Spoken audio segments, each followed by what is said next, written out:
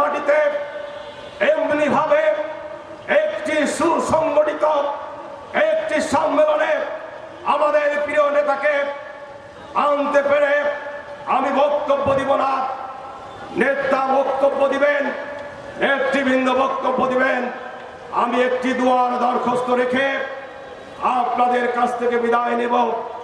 যে নেত্রী সারাটি জীবন নিজের পরিবার পরিজনকে বিসর্জন দিয়ে দুই সন্তানকে মৃত্যুর মুখে পতিত করে দেশবাসীর উদ্দেশ্যে বলেছিল, আমি এদেশ ছেড়ে যেতে চাই না, যদি আমার দুই পুত্রের মৃত্যুবরণ হয় এই দেশের 16 কোটি সন্তানই আমার সন্তান।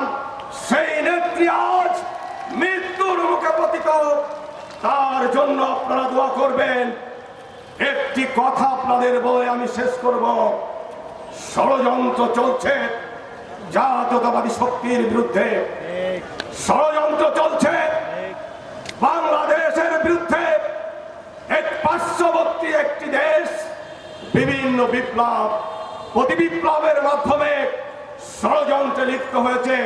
তাই আমি বলতে চাই, আমার নেত্রী আমার মা বলে গেছেন, বিদেশে আমাদের কোনো প্রভু নাই, আমাদের আছে বন্ধু।